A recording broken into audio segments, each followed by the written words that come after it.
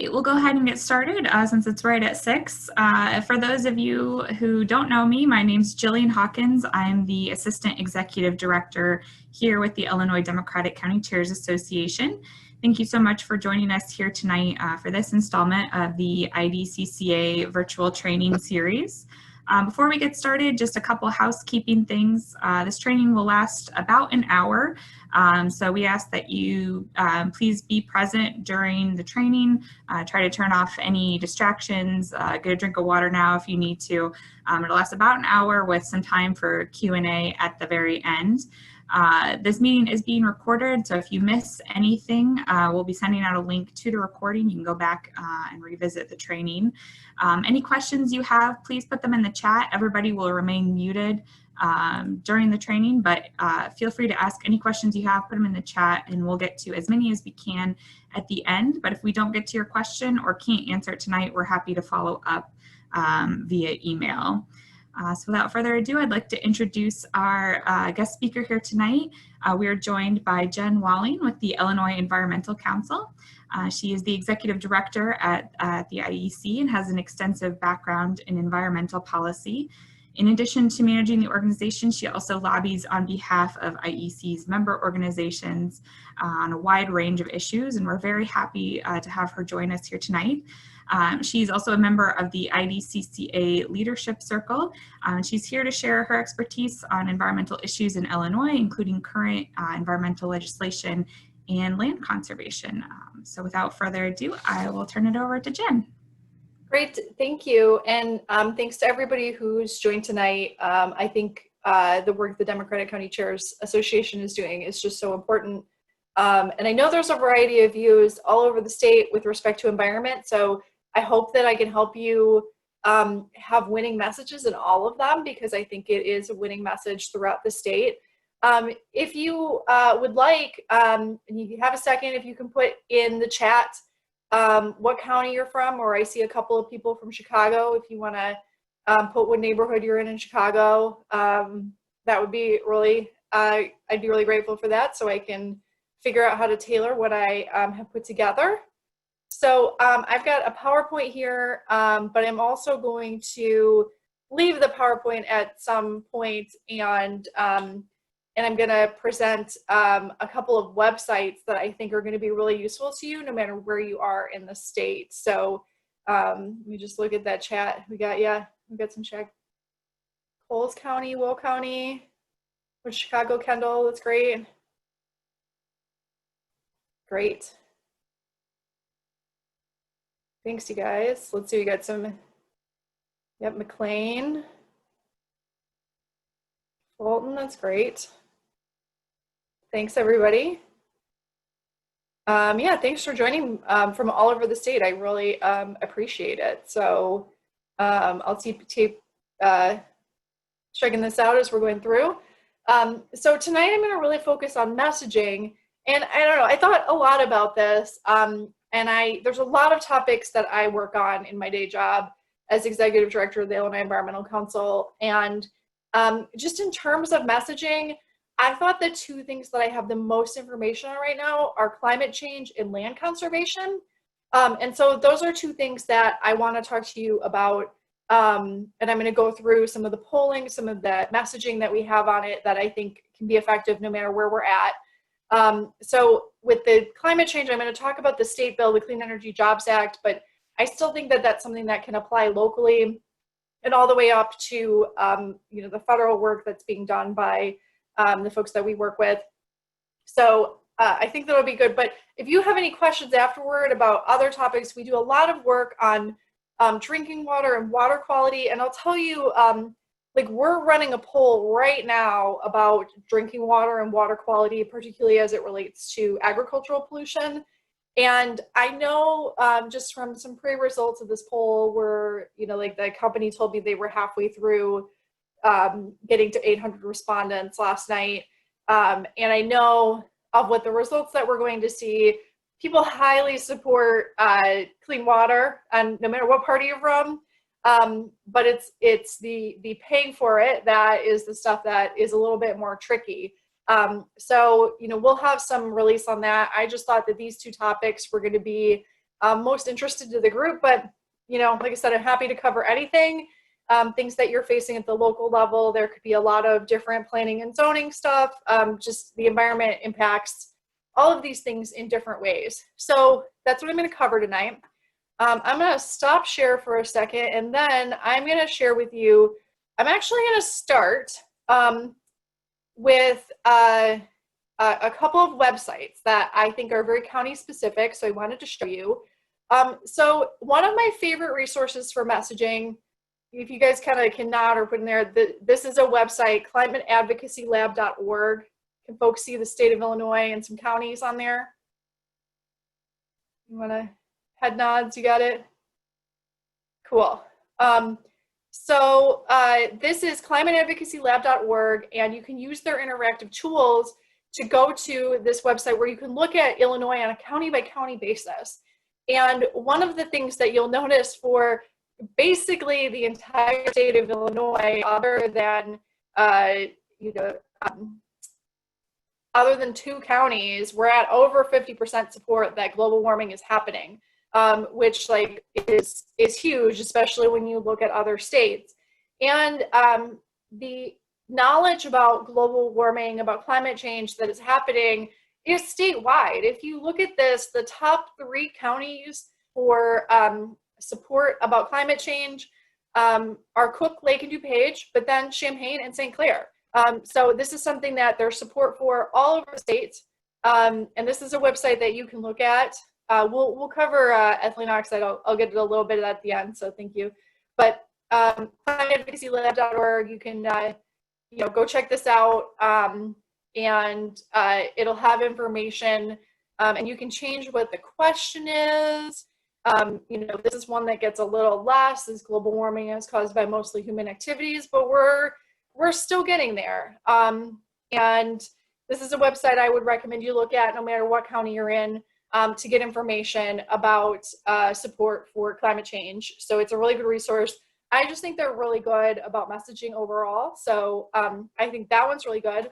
And then the other locally based resource that I want to share with you that I think could be important no matter what county you're working in or even legislative district is this. It's cleanjobsmidwest.org.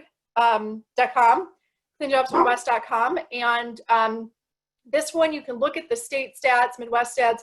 You can look at the number of jobs in clean energy that are in all of these different districts. This is sorted by county, but you can look by state house district, state senate district, U.S. congressional district, and see how many jobs there are in your county. I want to make sure, I saw somebody from Fulton, somebody from Kendall, somebody from Will County on here. So just, this is a really great website for that. In Illinois, we are approaching over 130,000 jobs in the clean energy sector. As of 2020, there's been about 20 jobs lost as part of the pandemic, but still nearly over 100,000 people working in the clean energy sector throughout the state. That's more than the real estate and accounting sectors combined.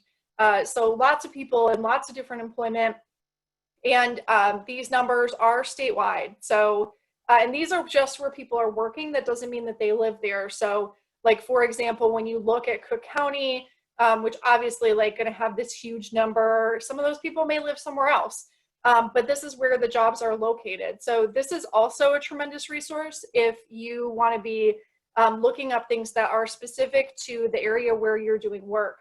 So back to our PowerPoint again, I'm going to give some very brief information on the Clean Energy Jobs Act and clean energy in Illinois, because I think it's important to messaging.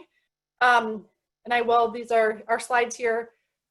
We worked in a really big way to pass the Future Energy Jobs Act. That bill was passed in 2016. It was a package deal. There were elements that we liked and didn't like, but 70% of it was directed towards renewable energy and energy efficiency. And we saw the biggest growth in solar jobs and clean energy jobs in those last few years because of that bill. And it also was really rewarding because we passed it just a month after the Trump election. And just our whole concern about the Clean Power Plan going down and all of this, really, it was helpful to pass this and have that little ray of light in any of this. So a bill we worked to pass, and these are some of the things that it did. Many of you may be aware of like community solar programs. This is a program where if you can't put solar on your home, you can buy solar panels elsewhere, and they are marketing those very heavily. There's been, the program was way oversubscribed. Places applied all over the place. So, you know, but those are for sale that you can buy a panel that's on some other plot of land and you get the economic and energy benefits from it. It also created an Illinois Solar for All program that provides solar to low-income people where they can get the benefits of those solar programs. And it just really brought up the amount of solar and wind that are in Illinois.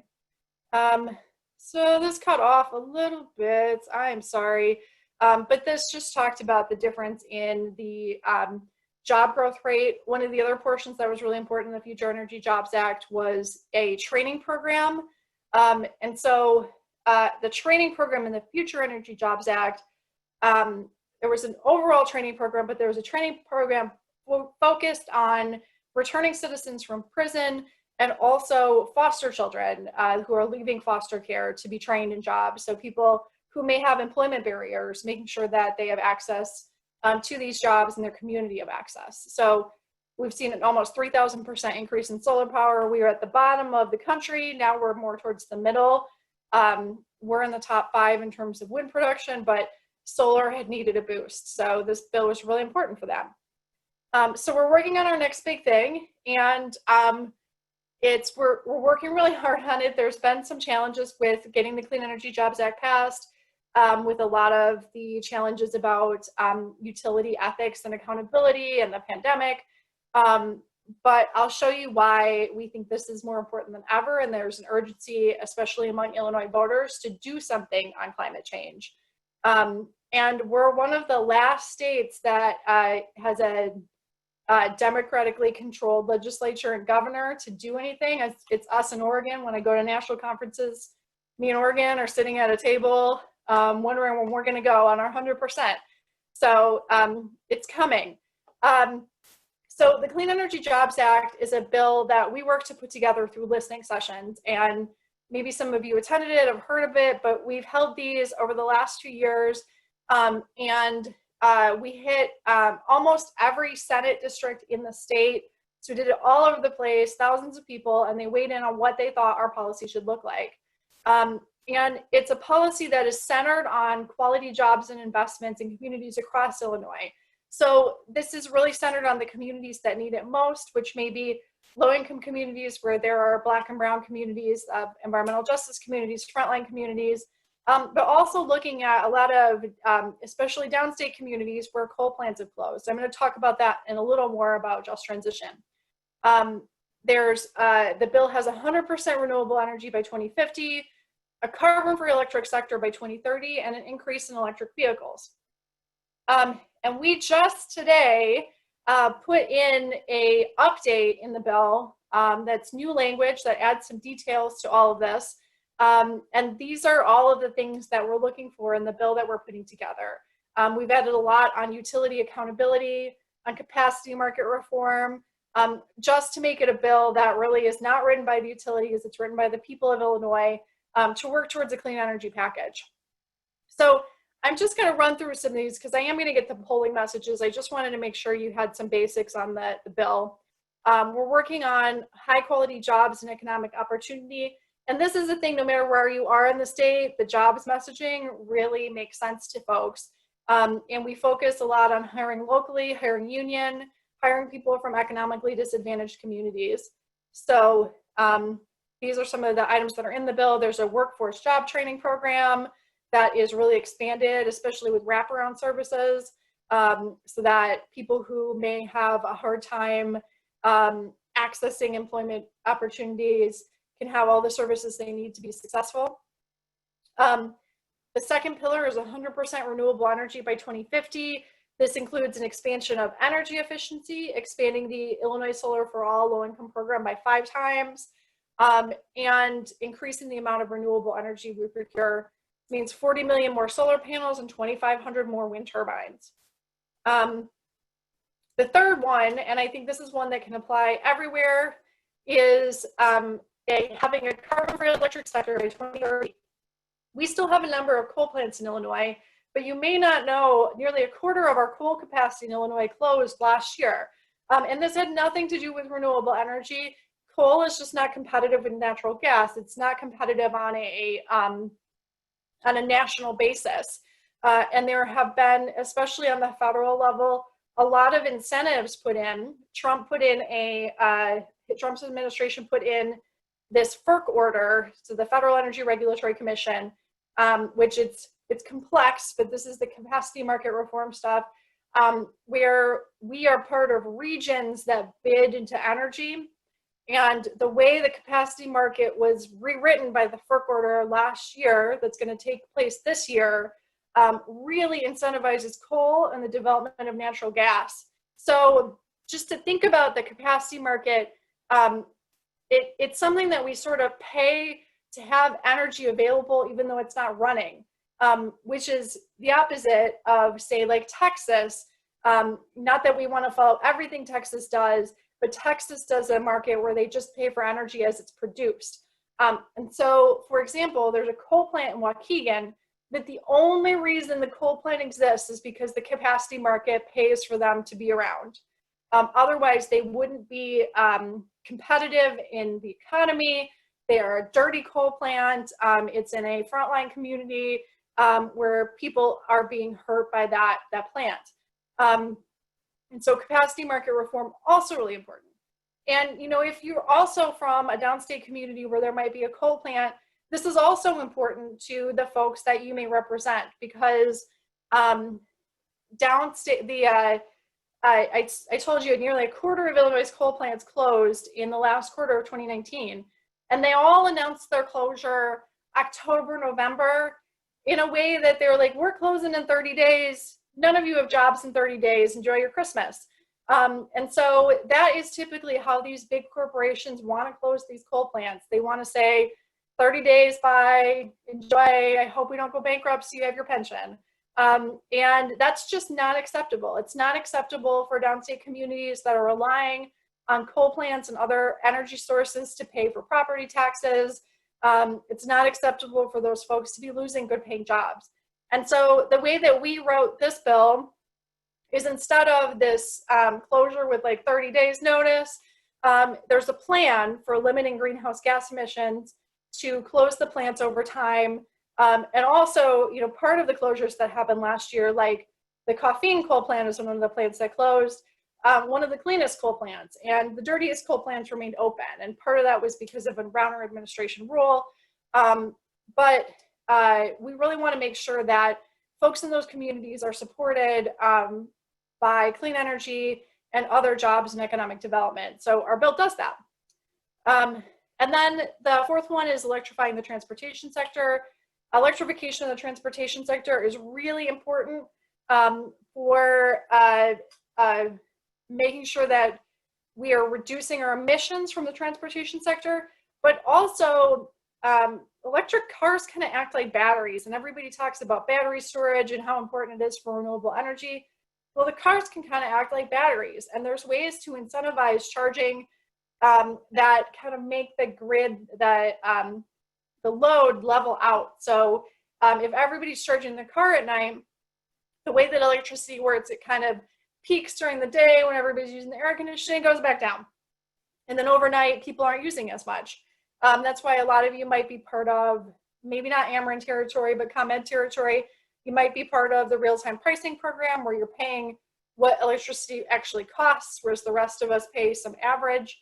But the more you use electricity at night, like running your dishes at night, doing your laundry at night, that's the cheaper energy. And so if we have these cars in place, overnight charging, we can be leveling off the base load. And there's ways to do charging that just does it at the cheapest time that energy is available, but really good for the electricity sector, really good for not expanding.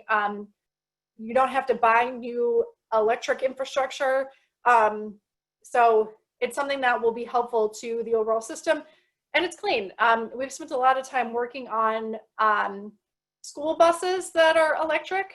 There's a VW settlement that will do a lot of them. I know that one of them went to Madison County, one of them went to the south suburbs so far, just that the grants, there's going to be several buses. But diesel school buses are one of the most dangerous things for children's lungs in terms of what they encounter on a daily basis. And so electric school buses remove all of that particulate pollution that children might be breathing in. So that's the electrification portion. I'm going to do some top line messages here, and then I'm going to go to the polling, which is really the messaging, but I thought I would give you all some basics. So, we've got a lot here, some top line messaging. Clean Energy Jobs Act is good for consumers because it lowers electricity bills and protects Illinois ratepayers from harmful federal attacks to fossil fuels, like I talked about the FERC order. Jobs economy, CEJA will continue growing our clean energy economy statewide and deliver workforce and small business development programs in economically disadvantaged communities and coal communities. And public health and environment, CEJA pursues responsible ways to reduce Illinois dependency on fossil fuels in the electric and transportation sector. So those are some top line messages, but I want to go to this poll. We just did this poll in like May, early June. This is fresh. This is looking at this with COVID in place. And what we found from the poll of likely voters in Illinois, and I can give you more if you need to know how many people took it, but this is a poll that we did with Global Strategies Group, which is what the governor uses for his polling. And it's just to note a lot of really exciting things.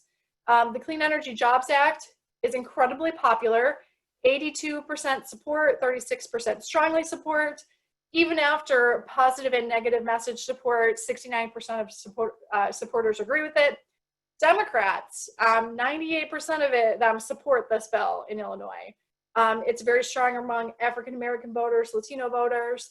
And then it still remains strong. Still, Democrats very much support the Clean Energy Jobs Act.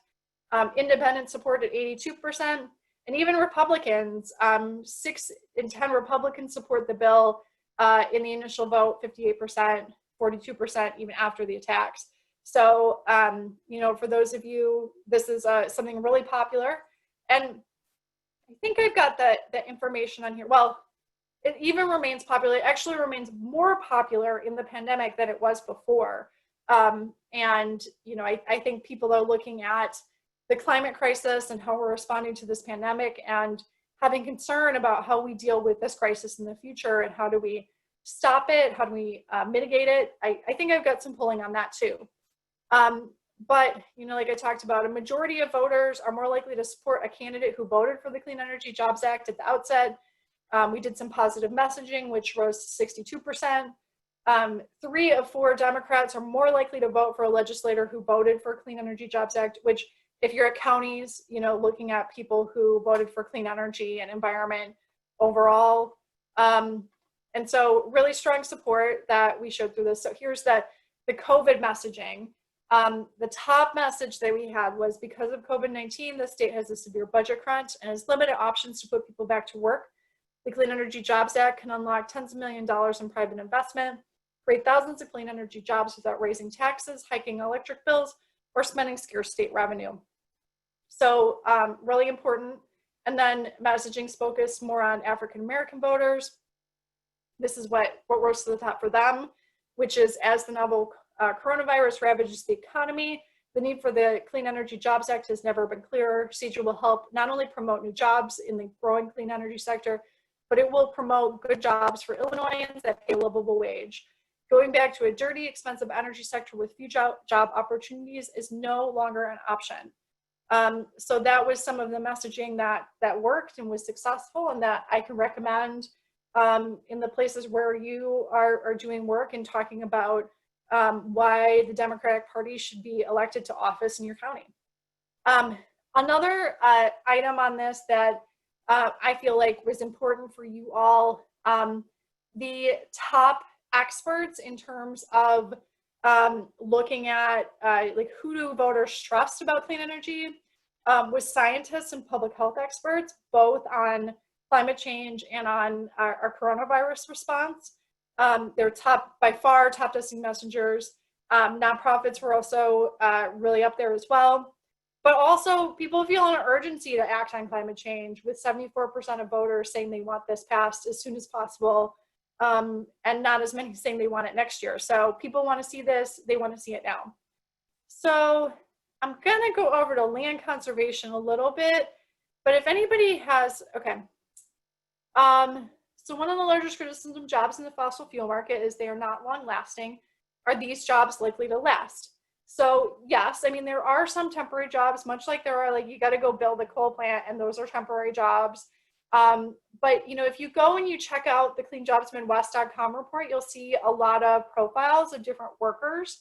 And so you still need somebody to operate the solar plant after it's in place. You're still going to need to have somebody to install and repair and do all this work. And it's going to require a lot. And I would say, like, one of the things that people don't think about is that when you look at the Clean Jobs in West report, something like over 70% of the jobs are in the energy efficiency sector. So I know when everybody thinks about clean energy jobs, they're like, oh, like wind turbine installer or solar panel installer, right? Most of the jobs are in energy efficiency, which is the cheapest way to get energy efficiency, just like high levels of political support all over the place, Cliff being one of those, and that. And energy efficiency jobs are wide ranging. Both ComEd and Ameren have programs where they'll send people to your home that will do a full energy audit. So it'll do a full energy audit and that sort of thing. There's people who are manufacturing thermostats, all sorts of things that are within energy efficiency jobs. So, like, that's a thing to think about when you're talking about clean energy jobs, is that most of them are in the sector that, like, is not going to go away. We're not going to outsource our homes to China or our HVAC systems to China. They are going to stay here, and we're going to have to do that work. So that's one of the items. You know, definitely with, like, certain solar and wind jobs, they may not last as long. So that's an item in there. I see Janice had put a commentary that CJA supports nuclear facilities, which I am totally against. The environmental community doesn't support nuclear power. One of the things that's within the Clean Energy Jobs Act is that it does transition away from nuclear power as well as from fossil fuels, but it puts a bigger prioritization on the closing of coal and natural gas plants than it does on nuclear. Because if the nuclear plants close, which they are dirty, but they're not contributing to carbon emissions, if the nuclear plants close first, we're going to build more coal and natural gas, contributing to climate change. So we're definitely sympathetic to those concerns. Our community doesn't support nuclear. And like I said, it does transition nuclear facilities out as well. And some of those transition programs also apply to nuclear communities. A lot of the nuclear plants in Illinois are reaching the end of their life cycle already. And so by the time we're reaching 2050, these are not plants that can or should be operating for much longer. So there's a transition off of nuclear power as well, contained within the bill. So those are the decisions that we've made there. Cool, I can take more questions on clean energy too. Maybe I'll just run through some of the open space stuff. So, okay, but feel free to type them in the chat and I will get back to them. I also wanted to talk about land conservation, because I think this is another area, especially when you're getting into some of you folks that may be in some of the central and southern Illinois counties. Land conservation is something that is a really winning message with voters as well. Which you would be surprised, Illinois is 49th out of the 50 states in the amount of conserved natural area per capita. There's an estimate that forest preserve, conservation, and park districts will need more than $3 billion in the next 5 years to meet the needs of their populations. And Illinois ranks near the bottom in dollars spent per capita on land conservation. So it's really concerning, but there's a lot of benefits and there's a lot of support. So these are some examples of some of the messaging on land conservation. particularly put together by the Nature Conservancy and Trust for Public Lands. Conservation lands are really important for water quality and capturing runoff, filtering water, removing sediments and pollutants that can end up in waterways. Flooding is a huge problem in Illinois, and there's more flooding happening in urban areas now than there is flooding happening along rivers. There's still really bad flooding along rivers and other areas within the state of Illinois, but urban flooding has become more costly. And so the more open space we have, the more places we have to drain. I know we had somebody here from Fulton County, Emiquon, even though some of that was a little controversial in reopening Emiquon to the Illinois River. That's a perfect example of a natural area that can be a suck for excess flooding. So really important. So wetlands and natural areas prevent property damage. They reduce pollution as they sequester and store carbon. And just an example, Illinois has 77 million trees, which store about 14.7 million tons of metric carbon, worth $335 million. And they also remove a lot of air pollution. So there's a lot of value and economic value in land conservation as well. We also have a very robust tourism industry within the nation and within Illinois. It's $25 billion a year on the national level, 1.7 billion in state and local tax revenue. There's 200,000 jobs in outdoor recreation, and some stats on all of the visitors that go to different areas. We've done a lot on emphasizing state parkland at IEC. We're selling a state park map as part of our work right now to really encourage people. People are going outside, they're not getting in airplanes, go and visit some of Illinois' natural lands. And, we have a hidden agenda to that, because I know a lot of people will go and visit our state parks and realize that they need a lot of work. And there's a lot of capital needs, infrastructure that needs to happen there. Conservation has extremely widespread support across Republicans and Democrats.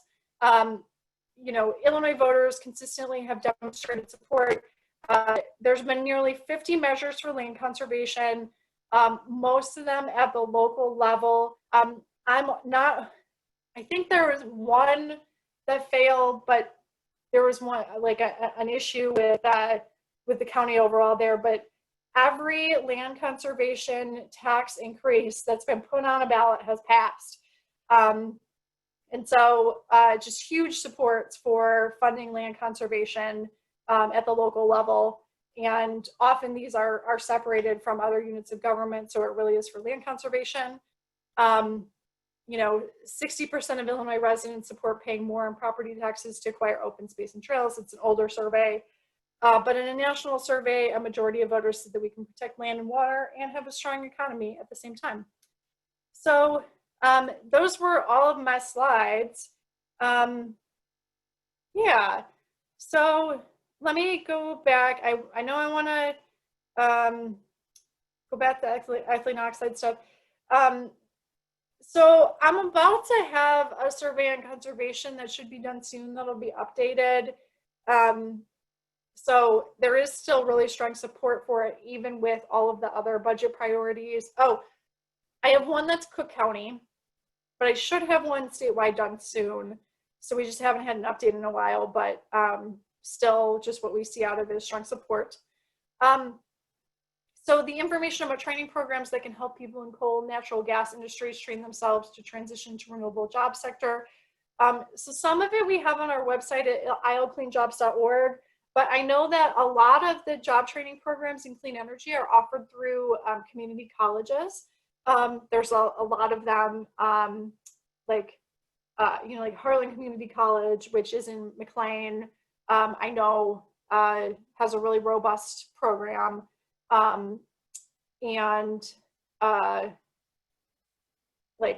Like a number, like community colleges are like the place where a lot of that job training and transitioning is going. There's also some really robust programs within IBEW locals. IBEW and LSEP has one of the premier solar training facilities in the whole state. There's various nonprofits throughout the state that are offering some of these job training programs, Safer Foundation, et cetera, but they're all over the state. Community colleges are some of the best places to look for transition. and your local union. So that's some of that. Cool. And I was asked really early about the ethylene oxide issue in Lake County, which, you know, I think is getting worse, especially with the increased sterilization that's happening because of the pandemic. And so that is something that we plan on running more bills on, but we haven't been able to with 2020 not being able to address any legislation. I know, like the DuPage County one is closed for good. They just withdrew their permit, but it's still something that we're going to be working on. I just talked with the local representative, Rita Mayfield, who has things she wants to work on with it. Hopefully 2021 is going to be a year we can run bills. Might not be, might, you know, all that sort of stuff. So yeah, still working on ethylene oxide. So how much support is given to encourage farmers and prairie stripe plantings to retain soil and filter water? It's a wonderful program, and Iowa and Illinois should follow that example. Yeah, there are a bunch of things in Iowa that I would like to see us follow. Like Iowa has a buffer strip rule where you cannot plant close to certain rivers and streams and waterways, which is a great rule that we don't have in Illinois. We are working really heavily on, so the Conservation Reserve Enhancement Program just got refunded in Illinois. And I know that with the Conservation Reserve Enhancement Program, DNR is really looking at focusing on filter strips and land that is around waterways.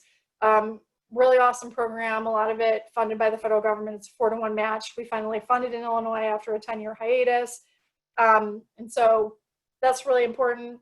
And then that's actually like the specific poll that I'm putting out is a poll of Illinois voters on like what they think about, you know, we call it nutrient pollution, which is like a terrible name because you hear nutrient, you think of like, oh, there's good stuff for your body. I mean, pollution is, you know, bad, but when we hear nutrient pollution, I think it's the wrong messaging. So we're figuring out how to message that to people, but pollution from nitrates and phosphorus in water is a tremendous issue for basically everybody in the state that doesn't drink Lake Michigan water. And it causes blue baby syndrome. It has to be filtered out at large expense to local taxpayers. Really, really problematic. It is, you know, I mean, unfortunately, downstate also has lead, but just has health and brain impacts almost in the way that lead does for people who are living in rural areas. And so we really got to work on that. And it's also what causes algal blooms. We've had some toxic algal blooms in the Illinois River the last few years. We have no way to track it. It's really scary stuff, and we're recreating, we're doing all of this. So I don't know, it's an issue I'm really passionate about, is decreasing nutrient pollution. And we're doing a poll on that, like I said, like this week, like I should be getting it back soon. I'm very excited about it. I had a question about state incentives for electric vehicles. And who do you see the primary entities to install EV charging, government or business? So like right now, a lot of the EV charging is happening in people's homes. Like people are more likely to charge at home and then drive somewhere. There are some opportunities for EV charging other ways. So like there are businesses that are doing it. As part of the VW settlement, there's also this company created called Electrify America that is going to put charging stations like all over. Unfortunately, I think a lot of them are going to not be like in low-income communities or that sort of thing. I think they are going to be in the places where they think they can make the most money, but that's still good. We'll still have EV charging stations. And so in terms of state incentives for EVs, there is an EV rebate program that hasn't been used in years, so that money gets swept. And we got rid of the state fee incentive.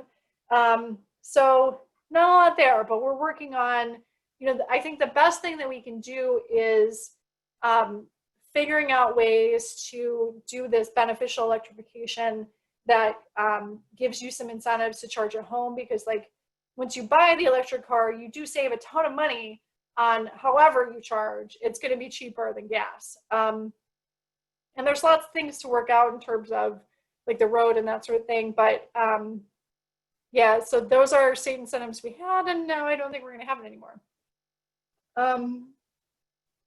So this is interesting. What messaging advice do you give to candidates seeking to champion the Affordable Care Act when confronted with data that supports the overall benefits a Medicare for All plan would play in the era of climate change, given that marginalized populations are both the least likely to purchase healthcare from the marketplace and most likely to be impacted directly by the impending climate crisis? All of that very accurate. And yeah, I think in any of this, like I'm talking about messaging tonight, right? And we talked a lot about, you know, we named it the Clean Energy Jobs Act. It's not the Climate Act, it's Clean Energy Jobs Act. And jobs is really helpful messaging, but like actually when we pull on things, the public health messaging is the messaging that actually pulls the best on both sides of the aisle. You know, the word climate change is very politicized. So, you know, if I'm talking to Republican or more conservative voters, I may not be using the word climate change. I might be talking about public health crisis, jobs, that sort of thing. So I do think that the increased need for medical care as we see impacts from the climate crisis is going to be really important. So there's a lot of ways that climate and public health are really linked and are going to be linked in the future as we look at healthcare. So yeah, so bus companies like Pace, so there's a bunch. Yes, Pace can get VW settlement money to convert their fleet to electric. Unfortunately, the way that we have allocated our $100 million of the VW settlement, it was allocated by Bruce Rauner, and we have the most fossil fuel money of any state. And we have been pushing Governor Pritzker to work on making less of that for fossil fuels and more of it for electric. But there is some money that Pace can use to convert to electric buses. So that's great. I know that the city of Chicago and CTA is looking at some electric buses. They're looking to electrify their whole fleet by 2035. So I think that that's really important. But yeah, that money is available. And there's also $70 million in the capital plan to focus on charging infrastructure, particularly in low-income areas that we think could be used on public transit. So that's exciting. And I think like there's a lot of dual opportunities here. I think if we're upgrading to electric buses and such, we might be looking at doing it in a way where maybe can we make it safer during the pandemic to be riding this public transportation by different guards, different types of, you know, using different metals that might kill the virus more. So I think there's a lot of like win-win opportunities there.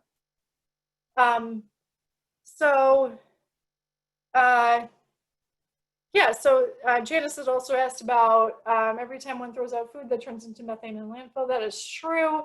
Composting is another issue that I work on quite a bit. Methane from landfills is a type of renewable energy under our statutes. We don't have a whole ton of it in Illinois. It's less than 1%. It's like unlikely to grow more. I've actually been working on a lot of helping farms access renewable energy credits through through anaerobic digestion, which is also something that produces methane and can be used for energy. But we've also been working on reforming the composting laws. So yeah, and then May had put in about solar panels being everywhere. And yeah, centrally there were folks up in arms about the potential of a solar farm being built next to a neighborhood. Yeah, so, you know, that's another piece that we're working on is how do we do the siting? And, you know, one of the things that I think, like, you know, there is a lot of misinformation. I mean, it's not, wind is not, or solar is not as bad as wind. I mean, there is definitely an organized group of people in Illinois that go from county to county providing misinformation about wind. And so, like that's really concerning, and it really impacts a lot of wind projects. There can be fights in different communities over it. and a lot of it is just really wrong. There's something called wind turbine syndrome. It's just basically mental. There's no signs that there are any physical symptoms from like a wind turbine to the people who live around it. And I just think, you know, no matter what we're planning in communities, I do think that there needs to be a conversation about them, and there needs to be notice and transparency. I think no matter what it is, whether it's a solar panel or some highly polluting facility, folks need to talk about it. They need to learn about it. Hopefully developers are coming in and giving them the information. And so I know with a lot of our folks, we're trying to give trainings on like how to talk about it, how to go in early, to have transparency to the community, et cetera. There's still a lot of misinformation. You know, wind turbine sites are not like industrial. You're going to set it up. You're not going to have a ton of like trucks coming in and out. It doesn't affect drainage patterns. In fact, it might be good for drainage, especially if you're not building over concrete. We have a lot of laws in Illinois that encourage pollinators to be planted under solar fields. So that's pretty cool. Kristen had a question about composting laws. I could talk for an hour about composting laws because it's one of my favorite topics. But, you know, we allowed commercial composting of food scraps in 2009. In your different communities, there's going to be different laws. And so, yeah, I'm, you know, different communities are going to have different things. You know, if you're in the city of Chicago, I worked on some urban farm and community garden compost laws. City of Chicago, I actually think it has the best laws of an urban area in terms of citing community composting facilities where people can like drop off composting, but we haven't gotten, we're still working on making sure that those laws are known, they're registered, et cetera.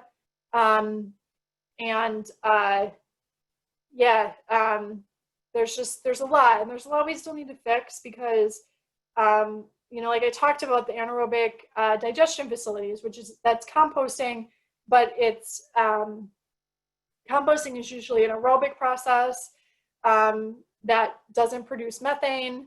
You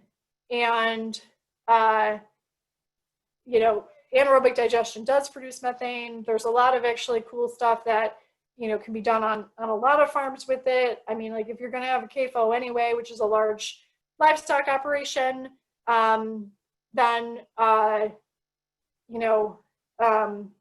you might as well cap it, sell the energy, et cetera, maybe take some food scraps in from a local diner, et cetera. But I have been working with a lot of urban farms on getting more anaerobic digestion on their site. So, yeah. So lots of cool stuff, composting, a lot on it.